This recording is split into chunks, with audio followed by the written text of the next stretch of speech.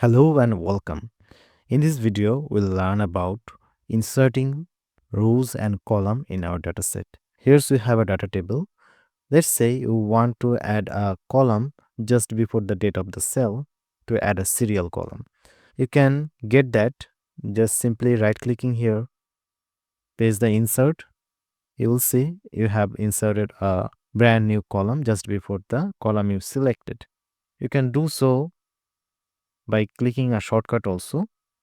Select the column before which you want to add the column, then press Ctrl plus. It will add a column just before the column you selected. Okay, there is another way. If you choose any cell and right click and insert here, you will see it's giving you some options. From here, you will see if you want to insert a inter column. If you press OK, you will see a column inserted just before the cell you selected. In similar way, you can add rows also. Let's say under the header row, you want to add a row just below the header row. You can do so by just selecting the row, then press Ctrl plus. It will add a row here. You can do so also by clicking insert from the right click option. It will also add a row in your desired location.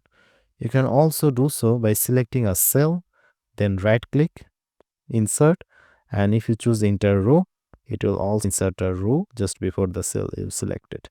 So this is the way how you can insert rows or column in your data table. To delete a row or data table, you can just select that row, then click delete from the right click option. It will delete the row for you.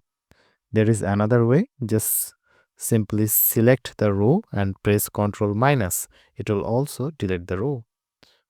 In similar manner, if you select any column and press Ctrl minus, it will also delete that column.